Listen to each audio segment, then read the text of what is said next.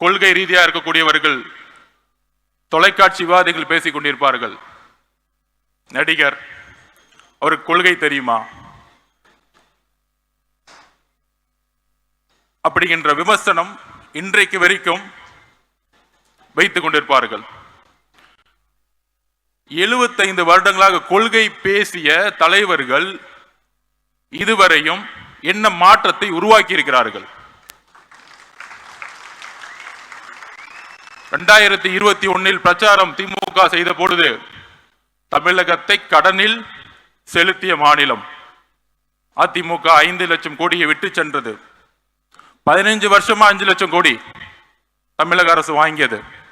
இன்றைக்கு வந்த 4 வருஷத்துல 4 லட்சம் கோடி, இன்றைக்கு 9 லட்சம் கோடியாக கடன் சென்றுகிட்டு இருக்கிறது. பாலிசி ஃபெயிலியர்ஸ், கொள்கைகளை பேசி மேடைகளில் பேசி மக்களிடம் கவர்ச்சியை ஏற்படுத்தி, அந்த கவர்ச்சி மூலம் ஆட்சியை ஏற்படுத்தி, அந்த ஆட்சியின் மூலம் ஊழலை மட்டுமே செய்து கொண்டிருக்கின்ற ஒரு அரசாங்கம் தான் இன்றைக்கு இருந்து கொண்டிருக்கிறது.